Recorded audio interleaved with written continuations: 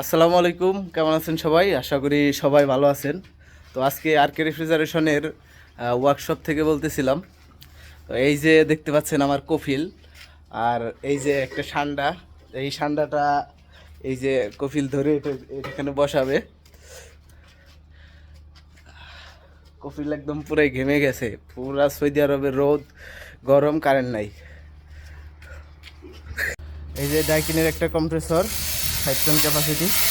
তো এই যে ব্রিজের কম্প্রেসর চেঞ্জ করে ডাইকিন বসানো হচ্ছে।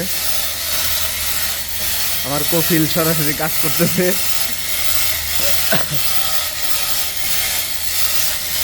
এই যে দেখতেছেন একটা সান্ডা নামানো শেষ, এই ব্রিজের সান্ডা নামানো শেষ।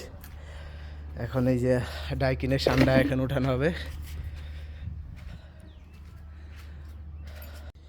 ফাইনালি আমাদের চিলারের উপর কম্প্রেসরটি বসানো শেষ। এই সেই সান্ডা। যাই হোক, সান্ডা বলে বলে একটু মজা করতেছিলাম। তো এটা হচ্ছে ডাইকিনের সিঙ্গেল স্ক্রু ডবল গিয়ারের কম্প্রেসর, 60 টন ক্যাপাসিটি। তো এটার কম্প্রেসর প্রবলেম ছিল, তো এটার কম্প্রেসরটা চেঞ্জ করে দিলাম, ক্যাপাসিটি ঠিক রেখে ব্র্যান্ড চেঞ্জ। তো ধন্যবাদ সবাইকে, ভালো থাকবেন, দেখা হবে অন্য কোনো ভিডিওতে, সাথে থাকবেন।